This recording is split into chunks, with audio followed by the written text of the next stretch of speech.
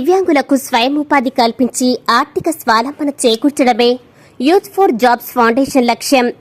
దివ్యాంగులకు స్వయం ఉపాధి కల్పించి ఆర్థిక స్వావలంబన చేకూర్చడమే యూత్ ఫర్ జాబ్స్ ఫౌండేషన్ లక్ష్యంగా పనిచేస్తుందని youth for foundation Telangana assistant manager మాగాని రాజమౌళి పేర్కొన్నారు.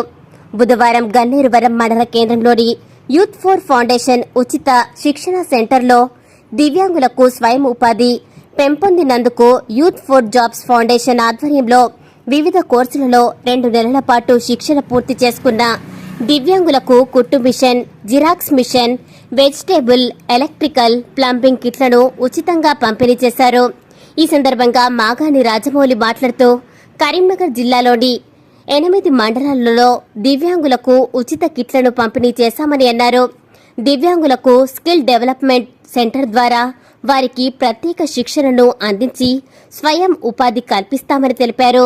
ఈ కార్యక్రమంలో 8 మండలాల ఇన్ఛార్జీలు Morekrishna, Dodderaju, ward member Sandanaveri Ramulu, coordinator Pashamellaiah, trainer Shivaratri Sharada, దివ్యాంగులు పాల్గొన్నారు.